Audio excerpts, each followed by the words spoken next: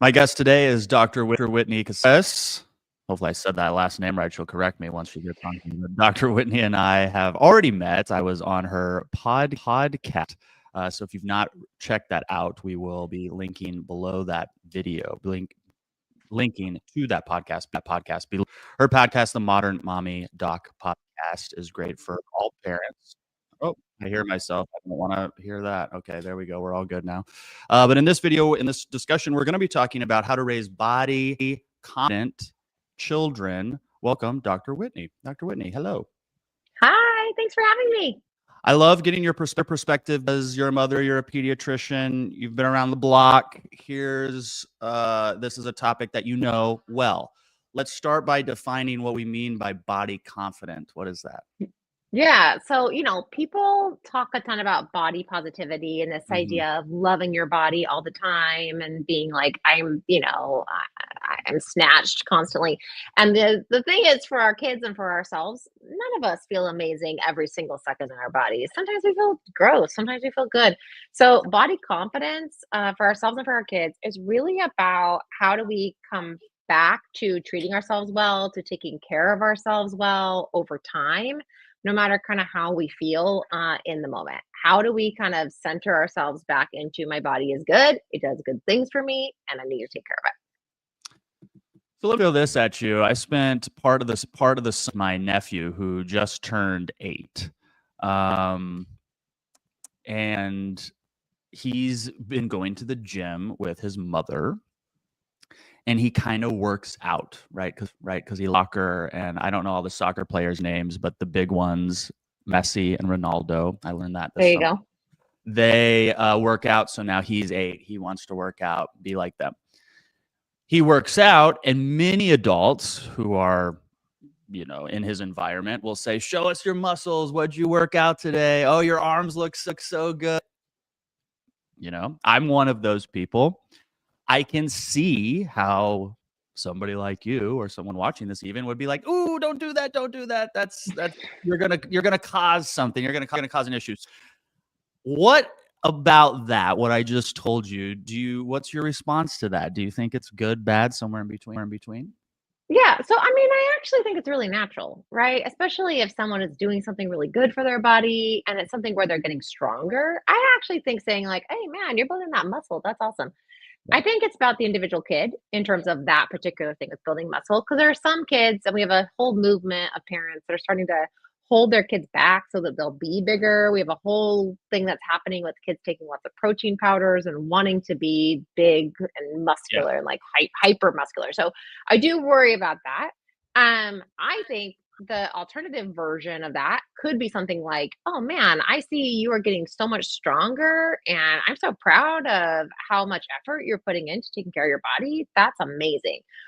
The thing that I really worry about is for our girls and our boys when people are like, ooh, look, you've lost so much weight, you look so much thinner, you look amazing from that perspective, because we know that in the literature it shows if you're doing that with kids all the time, it's either going to make it so that they constantly feel like they have to be that way, or they're going to restrict what they're doing so much in terms of their food intake or over exercise so much that sometimes we end up with kids that are hurt Yeah. or that end up actually gaining weight later because you can't keep that up forever, right? So we're learning a ton about how it really needs to be about the effort the kids are putting in terms of exercise, about teaching them about, hey, I'm so impressed that you're making your heart stronger. How are you liking the exercise that you're doing? Do you feel good in your mind after you're lifting weights? Does it make you feel like, wow, I'm feeling really at peace, or I feel really like jacked up after that? If that's the case, amazing. So we're learning a lot about how to shift it just slightly, because a lot of that stuff comes from diet culture, which you and I probably both grew up with, Kyle, I'm assuming, like the Slim Fast shakes and the Snackwell's cookies. Did you do Snackwell's cookies in your house growing Oh up? gosh, my mother ate those like they would take weight off of you. She Yeah. loved the shakes. We did all of it, and I was a swimmer when I was 9, and it was a big part of it. I don't know how it really impacts an adult being around diet culture. We'll put it. Um, but I know I've struggled so much with my perception of my body. I have Crohn's disease. So I weigh 175 pounds right now. Okay. Yeah. Stand up and take my shirt off. But I look fit. Yeah. I weighed 94 pounds on the same. So I was super, super thin. So I've always, and then everyone would call me out for being so thin. And I have this like, I hate being thin. And I know that's not the norm, right? Or that's not the common thing we hear. But that was my experience with my body, which Yeah. was, I don't like this skinny, frail body I have, Yeah. Yeah, exactly. I mean, a lot of the work that I do, especially with boys in my practice, is around saying, like, hey, it's normal to not have like a bunch of muscle when you're really young. Like, Yeah. most of the people that have tons of muscle, they spend a lot of time at that. And especially the celebrities you see or the big football players you see, they get paid to make sure that they're fit like that, Yeah. Or even in your case, for example, Kyle, like I know you don't have kids and like, you don't have a partner. Like you got some more time and some more flexibility than other people do. You know what I mean? Like even as a parent myself, like I I had to go run to an emergency for my kids today. The weights are gonna have to wait. I Yeah. I can't go lift weights today. It's not Isn't that the happening. truth? Yeah. So I peripherally always see the headline childhood obesity on the rise. Childhood obesity is now global. It's not just in America. Yeah. Countries are just it's on the rise. So how do we, as a parent or again, tackle the topic of overweight with a child? And I'm talking about a 7-year-old. Yeah. Yeah. So obesity and overweight, those are real things. I think that's the other problem I have sometimes with the body positivity thing is that people are like, oh, it's fine. Just let everybody eat Oreos. It's all good. They can like do whatever they want. Don't worry. I'm like, no, we have an actual problem in our country Right. where kids are overweight and obese. Like we have to address it. I think what you want to do is to help your kids to have healthier intake of nutrient dense foods, have more movement, but at the same time, not put it on them that they are, like, in charge of it and that their body is this ticking Isn't time that the bomb truth? that's about to Yeah. go off. Yeah, right? Yeah. Like that I mean, and same thing with, screens, like, that's the analogy that I like to give all the time. Like, we know that too many screens are a bad thing for a kid, and we have no problem saying to our kids, "Hey, listen, you gotta have a variety of things. You gotta have, like, screens, you gotta have sometimes where you go out and you're on the football field or soccer field, or at least just go take a walk around the block." But like screens are fine. And that's my approach really with the food with kids is to say to families like, listen, you're responsible for providing nutrient dense foods at regular intervals. Your kids are responsible for deciding if they're going to eat it and how much of it that they're going to eat.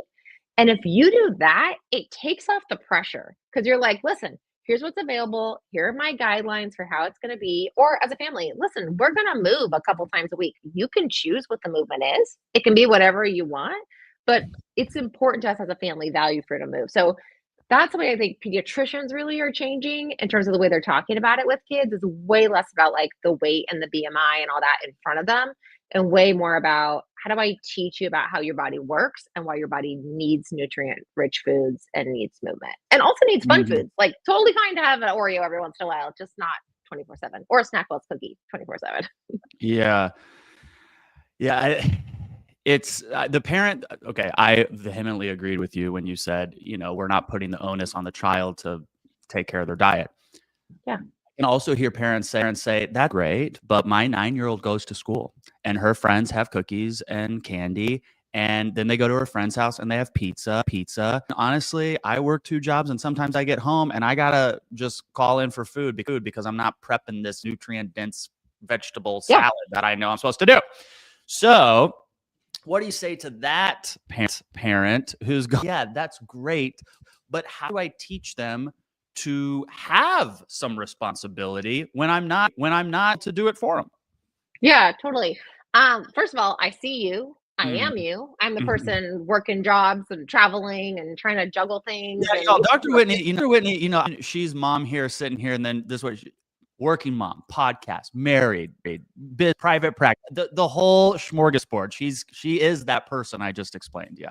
yeah, absolutely. And I have an autistic kid and a kid with ADHD who want the foods that are not nutritious more Yeah. than other kids. Like my autistic kid wants bananas 24/7, which is going to make her constipated. That's no good, right? So I have to monitor that. My other kid wants candy 24/7. So I hear you. I am you. I think this is the thing. Like you got to look at it over the course of a week, a day, a week, as opposed to what's happening at each individual meal. And I Yeah. think you also got to give yourself a little bit of grace on like what constitutes nutrient rich. Like I am not interested in the plate looking like it's a piece of art. I Hmm. saw a whole article in the New York Times, which I love the New York Times, but they had this whole article that's like easy foods your kids can eat and you can like pack it for lunch for them. And it was all this gourmet stuff. And I'm like, no one's making that. Everyone's trying to just not get the Lunchable. Are you kidding Hmm. me right now? So, okay, a nutritious meal for my kid that I'm packing for them might look like some mozzarella balls and some tomatoes, and I throw some balsamic vinegar on it. Like to me, I'm like, great, that's super healthy. Sometimes it looks like we get the pizza and I do a whole grain crust on it. Or sometimes it looks like, okay, we had pizza last night because I could not handle it, but today I'm going to make sure you get a carrot in your lunch, right? Like, I don't think it actually has to be this dietitian version of it for it to be okay and for your kids to have exposure to all those nutrient dense foods. I agree with you. We have to give ourselves a break. I think it's about thinking through like every couple days, man, okay, where have we been? We went to the party, they had cupcakes, they had candy, they had cakes. All right, time for like a smoothie Yeah, today, yeah, yeah. right? Like trying to kind of think about the broad picture and just to be paying attention to it in the same way, again, that you do for screens, where you go, oh man, my kid vegged on the couch and watched Netflix for 5 hours yesterday because I had a big work meeting and I had to get ready for it. All right, today's probably not a screen day. Today, Uh-huh. probably I need to get my kids out to the park. Yeah. It's like what I do to myself, Dr. Whitney. I'm like, Yeah, all right, you've had enough Arby's this week. No more Arby's, Kyle. You know, yeah, like, exactly, exactly. And I just love Arby's. That's my number one favorite. there you go. I hate to use the word balance because I think no one's ever in balance, but I think it's about you're trying to integrate those foods whenever you can. And Yeah. also, hey, if it's a convenience food, amazing. Like I order Thai food out all the time because it's cheap. Sushi all the time because it's cheap. But there's some relatively healthy options in there, like the avocado roll. That's a win. If my kids Hmm. eat an avocado roll, awesome. And I didn't make it. I get the cheap stuff too, like the $5 ones from the one that goes around in a circle. Yeah, yeah, yeah, yeah. One thing that just came to mind is a parent who maybe this wasn't on top of mind for the first 8 years of their life. So for eight, Hmm. 8 years, the child had access to cupcakes and soda and whatever. Sure. And now at 8, the parent might be listening to this and going, "Ooh, I want to make some changes in this space." And correct me if I'm wrong here, Dr. Whitney. No one tuned in to get my opinion, but they about um, just because you as the parent decide we're going to have this new change, the kid isn't going to wake up and go, great, new change, here we go. You have to Yeah. remember that for the last 8 years, it's been one way. And now you Yeah. have to transition them probably over time to a new way. Yes. I get so many parents, and whether it's food, nutrition, pick a topic, where they go, I'm making this change. I go, well, did you clue in your kid? Because you might be really motivated because you watched the video, but little Johnny, he's got no more new information for this. So I Yeah, think exactly. including them in, yeah. Yeah, this is a great point. And actually, that's why my book that I wrote with the AAP that's coming out in October is not for parents. It's for kids. It's Yeah. so that In hopefully, body, we're going to talk about that, but please yeah, yeah, continue. yeah. But hopefully, like they pick up the book and they read it themselves and it has little exercises they can go through. So they're like, ooh, I want to maybe do this. Yeah. The other thing I would say to parents is exposure counts. So if you're eating the avocado roll and your kids see it on your plate, that counts. Huge. Um, if you have like a little garden, windowsill garden, and it grows some tomatoes, that counts. If you have your kid chop up some herbs, that counts as trying to get them kind of more involved in nutrient dense foods. So it doesn't have to be if you've been kind of doing things one way that all of a sudden you make this like 180 turnaround. It Yeah. can be that you take some small steps to including some of these foods. And the other thing I want to say is I'm a firm believer in the whole, no food is a bad food, like not saying to our kids, oh, that food's evil. You can never have any of that. Because guess what happens? Your kid just wants more of it. And Mhm. at the same time, and I don't understand how this has become political because it really is just common sense. Like a Starburst is not the same as an apple. Yeah. Like, it's just not. You know what I Right. mean? So, like, that's actually not like a right or left. Who's That's saying just it's a the human same? thing. What are we talking about? What are you talking about? Yeah. So, okay, there is a whole there is an author who wrote a book that's called Fat Talk, which I loved. Her name is Virginia Soul Smith, and she started a little bit of a revolution where it talked about this idea of like we had all these issues with diet culture. We're all like conditioned basically to like fat shame each other and our kids and society. And that stuff I was like 100% that's by the book. Then at the end of the book, she's like, okay, what do you do with your kids? You know, and her solution was you tell kids like all foods are good foods, it's all fine, and it's a free for all. Your kids can eat whatever they want whenever they want to. And I'm like, my kids are too smart for that. My kid, really? Come Wow. on, you know? Yeah. So I think we gotta like have some common sense and be in the middle. And also there's this big debate about trying to get artificial dyes, artificial flavors, you know, ultra processed foods. There's this whole debate about like what constitutes an ultra processed food. Mm. Listen, as a pediatrician, just try your best when you can, when you're not totally overloaded with everything else, to try to have some foods that someone could actually make in a kitchen and don't have to come from a factory and give those to your kids. Like, Yeah, I saw you on did it, you know? Instagram, so, you know, who knows the source, but it said that 70% of children's diets are processed. It comes from processed food, 70% of the diet on average, you know. Yeah. Seems incredibly high, but understandable considering a lot of people's situation, the culture they're Yeah. in, etc. Yeah. The Yeah. easy bit. Now, your book is for kids 7 to 12. Mhm. Why did you choose that age? I did not. It's a Okay. publisher thing. Okay. That's what's called middle yeah. Really amazing answer to Yeah. this question. I didn't. It's called middle readers. So middle readers are this age group of 7 to 12, and that's how they market books to bookstores or Got it. whatever as Got it. middle Got it. readers. I got it. But here's what I'll say. The book could be read by a 7-year-old or 8-year-old, and it could help to educate them as they're starting to make their own choices around food.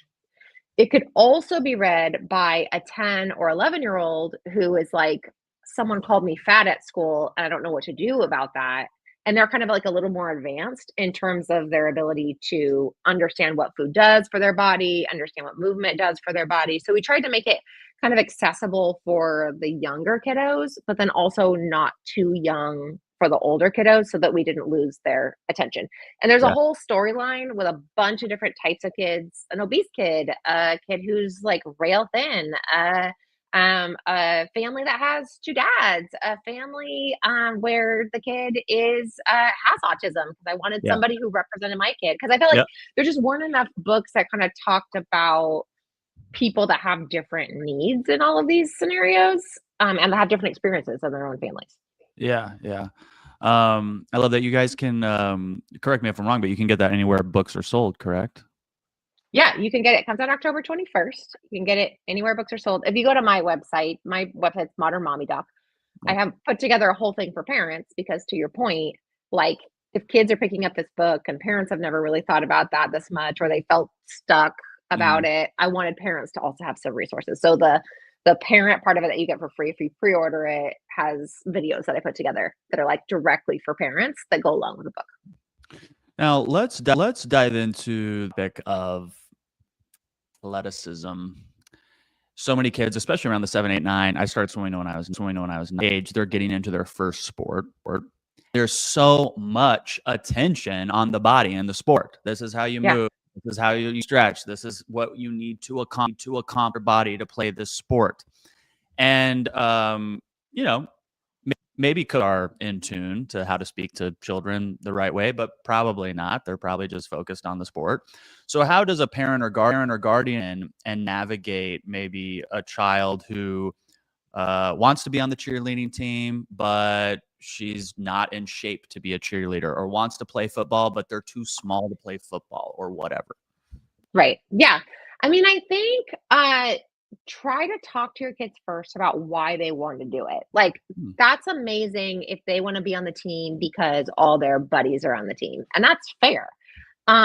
If they want to be on the football team because Travis Kelsey is on a football team and they want to be big and strong like Travis Kelsey, like, well, like, okay, there's some different things to think about like when your muscles are ready and whatever. You'd want to make sure that whatever you found for them, if they love football, is a flag football thing. So they're not going to get hurt. They don't have to have those big muscles. They can get an introduction and decide do they actually like it. I'm also a huge fan for kids at that age of just letting them try different stuff. My youngest daughter, she's almost 9, or no, she just turned 9. And she wants to do soccer and she's really not good at it, Kyle. Like, Oh poor my God, thing. my I nephew hear is oh gosh, I hope he doesn't. I don't know why I would see this. He tries his best, okay? He tries his best. And his dad, super athlete, okay, was a yeah. athlete. And my brother is just watching him go, oh my God. He looks like playing soccer, you know? Yeah, no, my husband Right. is a like amazing athlete, was like recruited to Cal, Yeah. before he hurt himself and play football. And when he watches my daughter, he's like, oh, I can't even. Now, here's the thing though. She's actually very athletic, but she's athletic in like, aerial arts on the silk Uh-huh. thing. And she's a good little dancer and she likes horseback, right? Like she's good at that stuff. But she wanted to do it because her friends were all part of the team. And so we just had to prep her. Like we weren't mean, but we go, some of these kids have been playing since they're like 3. And so if the coach is giving you some corrections, you got to decide, are you going to be okay with that? And also, I'm paying $250 plus a uniform for this. If we're Okay. doing it, we're sticking it out for the 6 to 8 weeks, babe. Yeah. So sorry. My You friend's know? got a 6, 7-year-old in dance. I just talked to her yesterday. She goes, let me tell you what activity we're not gonna do. It's dance because they charge so much money to put them in some freaking outfit. And she's like, no, we're not doing this anymore. I get Yep. that. Now, virgin to early adolescence. It seems like since early adolescence would be the time where I'll call it body image issues arise fast. Yeah. Is probably after the age of 12. But how do we now talk to somebody who's cognitively at a different level about something that they might be getting bullied at for school, something that they're on social media, the worst culprit in the world for social Yes. comparison. So when we're talking to that older, what recommendations do you have? Yeah. So, I am all about letting those kids and even younger kids, even the 9, 10-year-old kids, because honestly, Kyle, those kids are also seeing everything. Like they're the Sephora kids as well. They have the beauty glow up regimens they're trying to do. Um, Talking to them about why that's Hold happening. on, hold on. These 9-year-olds got beauty regiments that they're doing. Yes, I just wrote a whole thing for parents about this, or contributed to a whole thing for parents about this. The glow up recipes that these kids are supposed to take on. And here's why it's happening. It's because they're on social media. And so the ads are for products that are marketed toward adults and to kids who are on Roblox or whatever they're watching. Right. So, like, my daughter, we went into Sephora for me to get some foundation for an event that I have coming up. And she's telling the Sephora person, no, this is the blush that my mom needs. This is the foundation. This is the best concealer. Mom, don't even listen. I'm sorry. Now she is a bit of a character, so that's part of it. And how But old is also, she? she's 9. She's 9. Yeah. And Okay. also, though, I listen to her friends when they're at her birthday party, every single one of them. Got it. They know all the products, they know all the things they're supposed to do, which I think is actually a very normal thing that happens. Like, I remember buying CoverGirl and Wet n Wild as a young kid, get the big makeup palette, like, that's a thing, but it's just become more expensive and way more comparison because 'cause they're seeing it constantly Yeah.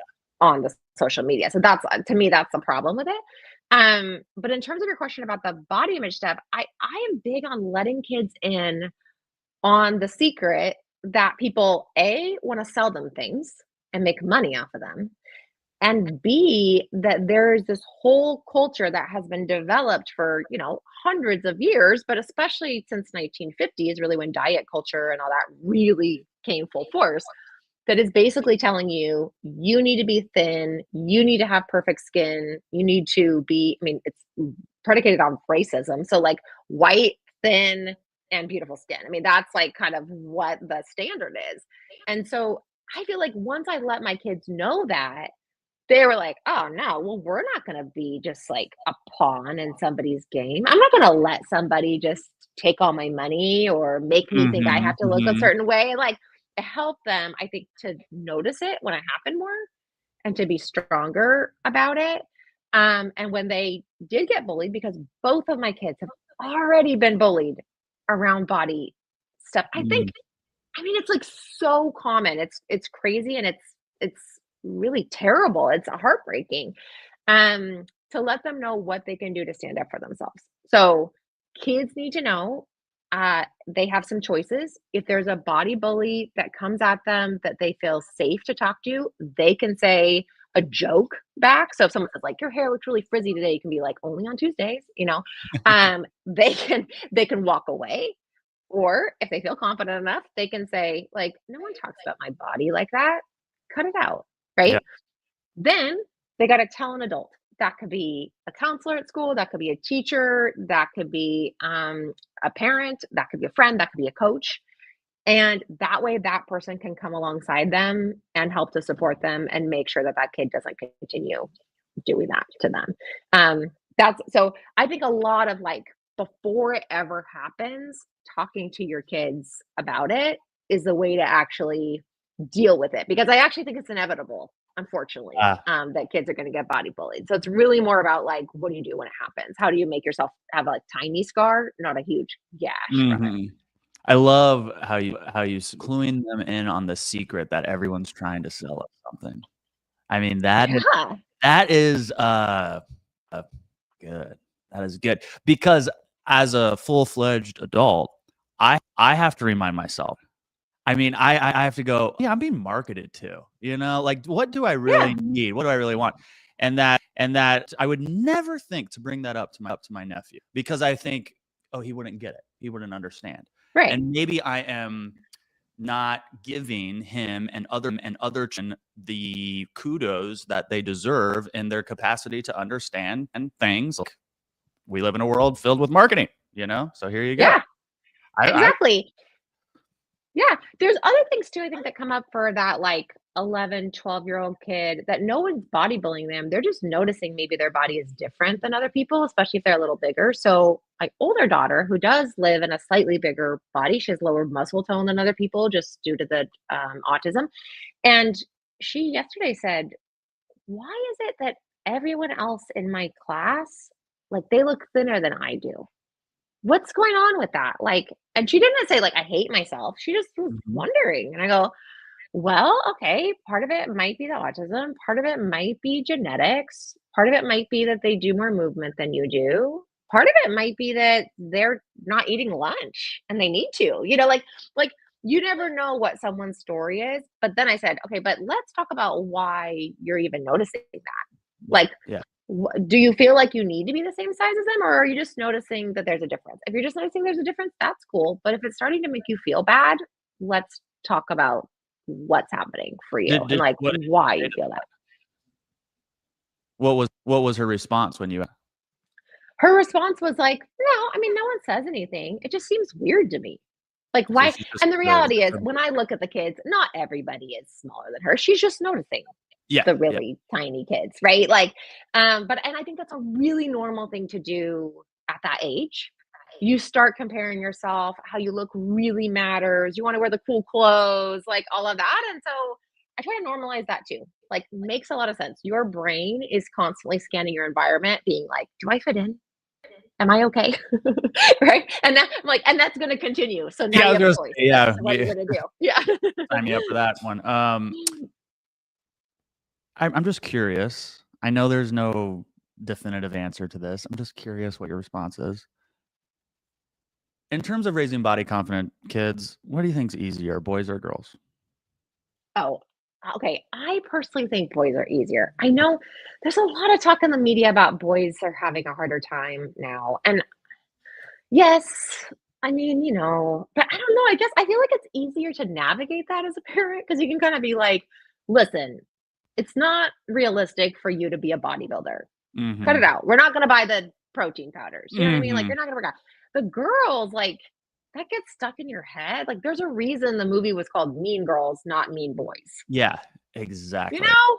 Yeah, So and I I just look think at it's tougher. billboards. I mean, the amount of the perfect woman I see out in public, Yes. all everywhere I go, and the perfect I see him way less. It's just like we Yes. like live in a world. We all see the women stuff. Okay, so there's number one. Number two,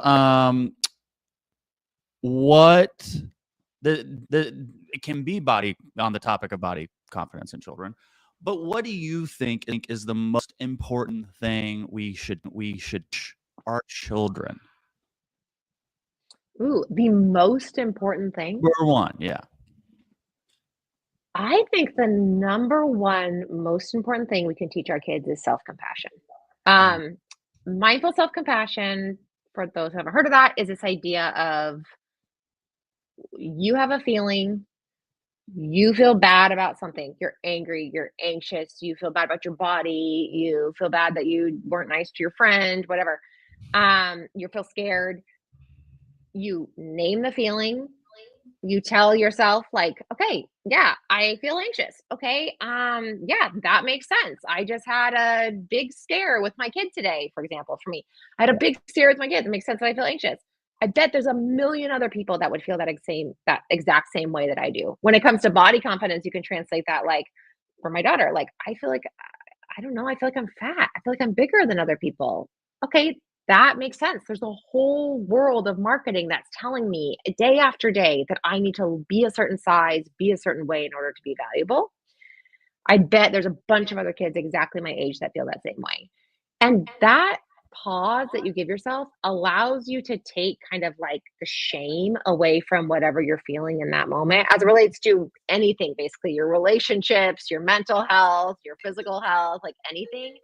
And then to kind of respond in the way that is in more alignment with your values or with your principles. So, if it's about I felt that, it could be then like, okay, well, gosh, that makes a lot of sense. And I'm just gonna like go through it on with my day. Or it could be, what? I'm not gonna take that. You know what? I'm gonna wear my belly shirt because I want to. This is like me, and I'm gonna be like loud and proud about it, right? yeah. Or it could be, I feel like I do need to maybe like lay off the Doritos today. Like, I feel like maybe I have like, made a little shift and I do want to eat a little healthier. Like it makes it so that you're not coming from a place of reacting on every single thing. And to me, that's one of the biggest things you can teach your kids. It's been the hugest life changer for myself in terms of mental health. And I think you and I talked about this on the podcast, even for yourself, that self-compassion, mindful self-compassion is like the most underrated therapy tool that there is, Yeah. mental health tool. Yeah, I had to have some mindful self-compassion to myself. Day I left the gym and I, for some reason, thought about my reflection in the mirror in the locker room. And my initial reaction was like, oh God, bad. I was like, shut up. Like, shut up, Kyle. Like, you're fine. You're 40. Fine. Like, just so for me, there's a little acceptance piece to it too. But it's so Yeah. easy for us to just because I'm not mindful most of the day. So my brain goes on off and I have to get in there sometimes and go, okay, brain, remember, I'm in charge here. Mindful with reality check. This is why acceptance and commitment therapy. If you're watching this and you like psychology, you like mental health, and you like the idea that you are not, go learn about acceptance and commitment therapy here on the MedCircle YouTube channel. We have videos on it inside our MedCircle membership. We have an entire series on it. It's incorporated into our courses and all of our workshops and work and blah. Okay. But acceptance, CBT, cognitive behavioral therapy, everyone talks about that. Yay, go CBT, gold standard for so many. But forget about the ACT, because that education, it's an education about your thoughts, and you can use it immediately. It's really transformative. One of my faves. Yeah, 100%. Do I have time to tell my number 2 thing? Because Yeah, I thought I of love the other number thing. 2. Yeah. Okay, all right, here's the other thing, and this is, like, pertains especially to this freaking country this week. The power of yes and. Like, I wanna teach my kids that there's always a yes and, that hardly anything is, like, one way or another, that there's always, like, nuance to things, Mm. that the more that you can try to understand, like, this person's point of view and my point of view, and, like, what are the things that we might agree on, and what are the things that have, like, a little bit of nuance on it? I think that that is one of the major things that we can teach our kids about not getting so like, I'm on team this and I'm on team that. Like, that is the way that people live in community with each other successfully is to be able and like have differences with each other. That's the way that I think our kids keep their friendships, or that they decide, is this friendship something that's not worth it for me because this person can't be like a yes and person with me. Mm. So that's one of the big things I teach my kids is like when they have some like really strong emotion or really strong thing with their friends and they're like, I'm not gonna be friends with her. She's mean to me. Da, da, da, da, da. I'm like, okay, hold on. Let's back up. Yes, you feel this way, 100% valid. And let's look at the situation from the other person's point of view, or let's look at like the bigger context of why that might have been a really big deal for you. So, yes, and thinking helps me a ton to not get caught up in kind of binary thinking or really rigid thinking on one side or another on things. And if with my kids, I really try to teach them that to be able to be in community with people that we might not necessarily have the same exact values or beliefs on. It helps a ton. Mhm. And if you use yes and, you're already taking the first step to improv. So There that's you the go. number one rule when improv. Well, And my kids do get that like performance gene from me, right? So like, yeah. Yeah. So my little one, I was telling you before I came on the show, my little one, the school called me today. They're like, she broke her leg. They're coming. The ambulance is coming. And I was like, what? Okay. Oh, I run down there and she's holding her leg and she looks up at me and she looks totally calm. I'm like, what? And she goes, Mom, these kind people are trying to help me. The paramedics. She goes, if you could give me just a little space, I would appreciate it greatly. And I'm like, what in the Sam Hill? I go, okay, okay, Doctor 9-year-old. Yeah. okay, doctor. Doesn't that make you So feel yes, good though, as a parent under all this stress, but handling it very gracefully and oh yeah, I was communicating just what she like wants and what she needs? Goodness. 100%. I mean, I thought either she's in shock and she's bleeding out and she Yeah. doesn't realize it, and that's why she's acting like this, or she's totally fine because I definitely felt stressed out and she seemed totally fine. So yeah. Well, we'll all be thinking of her quick recovery. I know Dad is with her right now, so Oh we'll. well, she just hold on. Are you gonna make a star appearance? Okay, Oh, she's hello! back. How's your leg? TV. Yeah, how's your leg? I'm on TV. Yeah. Oh yeah, this is live. Hi. Hi. Does your leg feel better? Thanks. Are you feeling better? Yes. So this is currently what it looks like. Hey, no. Oh, yeah, bandage. This is for free. Wow. Yeah, there you go. Yeah, I have 8 stitches. I think counting the ones below my foot. No, I have 13. I have Sorry, my math. I have 12 stitches, if I'm correct. I think 3 on the bottom and 5 on the top. No, 8 on the top. Wow. Awesome. What you doing, All right, Slug? let me finish this up. My Okay. chocolate. Nope. I'll see you in a bit. What a Love you. See, told you, performer. and very well spoken and very precious. Like That's right. That's I- right. like, Absolutely. anytime I do these interviews and a kid and they realize what's going on, the kid runs. They're like, no. Yeah. Someone goes, are we on TV? Perfect. Here we go. Look at my Yeah, leg. she was like, hold on, let me just fix my hair.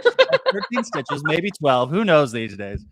Okay. Yes. Okay. So those are the 2 things. I think those are the 2 big things because I think that's like the critical thinking. Those 2 things are like critical thinking. You're helping yourself to have compassion, more critical thinking versus just being reactive, and then you're helping yourself have more critical thinking around like how things work in the world, how people think. Right. Fabulous. Fabulous. Thank you, Dr. Whitney. Thank you. Of course. You can learn more about Dr. Whitney, modernmommydoc.com. You can catch our podcast together. We'll link that with this video description, and make sure you check out her book, October 21st, right? That's right. One of a October kind body, 21st. body. That'll be great. So thank you, Dr. Whitney. Hopefully we'll have you on again. Of course. Thanks for having me. Okay, bye. Thank you guys for watching this. This is on YouTube. Give it a thumbs up. Appreciate you. And hello to everybody in the chat. Any chat questions today? I'm Kyle Kittleson. Remember, if you're going through, you got this.